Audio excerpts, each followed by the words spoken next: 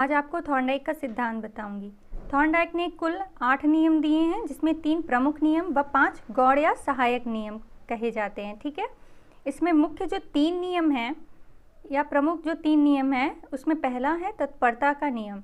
इसके लिए आवश्यक है कि व्यक्ति सीखने के लिए हमेशा तत्पर रहे। जैसे आप हाथी है या घोड़ा है, उसको तालाब तक तो ले जाया जा सकता है, पर पानी पीने के लिए बाध्य नहीं किया जा सकता। अगर हाथी तत्पर होगा तो पानी पिएगा, अन्यथा नहीं। ऐसा ही रूल जो है ना बच्चों पर भी लागू होता है। अगर बच्चा पढ़ना चाहेगा, पढ़ाई के लिए तत्पर होगा, तब तो वो पढ़ेगा, अन्यथा नहीं। ठीक है, सेकंड है आपका अभ्यास का नियम।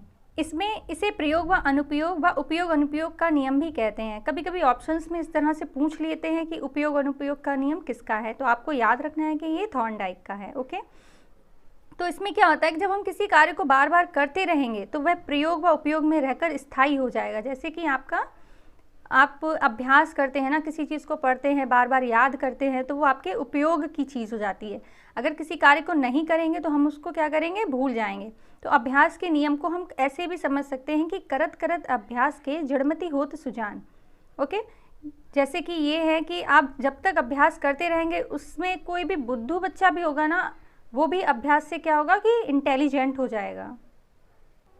अब देखिए प्रभाव का नियम। किसी कार्य को करने पर यदि संतोष होगा तो हम उस कार्य को करेंगे, और यदि असंतोष होता है तो हम उस कार्य को दोबारा नहीं करेंगे। इसको हम पुरस्कार और दंड का उपयोग इसी नियम की उपयोगिता को सिद्ध करता है। ठीक है, पुरस्कार और दंड का उपयोग भी हम इसी नियम में करते हैं। अब आ जाते हैं गौड़ या सहायक नियम पर, जो इन्होंने कितने दिए हैं, 5 दिए हैं। जैसे कि पहला है बहुप्रतिक्रिया का नियम।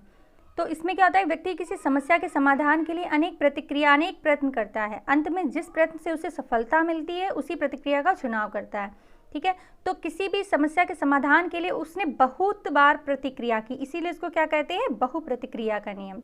नंबर 2 है मनोवृत्ति का नियम, कि किसी कार्य को जिस मनोवृत्ति से आप करेंगे वैसे ही सफलता मिलेगी। किसी कार्य को शीघ्र सीखने के लिए मन को उसके अनुकूल करना होगा। मनोवृत्ति मन से ही रिलेटेड है, ये आपको नाम से ही ईजिली आप समझ सकते हैं कि ये थॉर्नडाइक का नियम है। नंबर 3 है आंशिक क्रिया का नियम। किसी कार्य या समस्या को छोटे छोटे भागों में बांटकर करने में सफलता अधिक मिलती है। आंशिक क्रिया, अंशों में बांट देना। ठीक है, छोटे छोटे भागों में उसको बांटकर तब कार्य करना। नंबर 4 है सादृश्यीकरण का नियम। किसी नई समस्या का समाधान खोजने के लिए पुरानी किसी उसी प्रकार की समस्या के समाधान का उपयोग करना।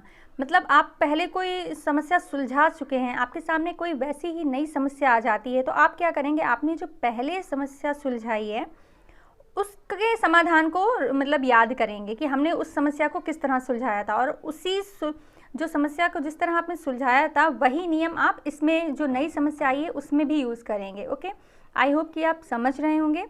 नंबर 5 है साहचर्य परिवर्तन का नियम। क्रिया का रूप तो वही रखा जाता है, लेकिन परिस्थितियों में परिवर्तन कर दिया जाता है। इसमें क्या होता है, 2 उद्दीपकों में साहचर्य स्थापित होने पर एक उद्दीपक के प्रति होने वाली अनुक्रिया दूसरे उद्दीपक के प्रति भी होने लगती है। यह नियम पावलोव के सिद्धांत का दूसरा रूप कहा जाता है। ठीक है, ये भी जैसे बिल्ली और वो घंटी वाला जो रूल होता है ना, बिल्कुल वैसे ही ये वर्क करता है। थॉर्नडाइक कौन थे, अमेरिकी वैज्ञानिक हैं। ठीक है, इनकी बुक है एजुकेशन साइकोलॉजी, यानी कि शिक्षा मनोविज्ञान। इन्होंने प्रयोग किया है बिल्ली पर। इसमें उद्दीपक क्या था, मांस या मछली का टुकड़ा। सिद्धांत के अन्य नाम भी हैं, प्रयास एवं त्रुटि का सिद्धांत, प्रयत्न एवं भूल का सिद्धांत, एसआर बॉन्ड का सिद्धांत, संबंधवाद का सिद्धांत, अधिगम का बंध सिद्धांत, उद्दीपक अनुक्रिया का सिद्धांत। ये इससे डायरेक्ट क्वेश्चन बनते हैं। आपसे एग्जामिनर ऐसे पूछ सकता है कि प्रयत्न एवं भूल का सिद्धांत किसका है, तो आपको याद रखना है कि ये थॉर्नडाइक के नियम हैं। ओके, आई होप कि आपको थॉर्नडाइक के जो रूल हैं वो अच्छे से समझ में आए होंगे। अगर आपको समझ में आया है तो प्लीज़ मेरे चैनल को सपोर्ट करिए, लाइक, सब्सक्राइब एंड शेयर करिए। Thank you so much.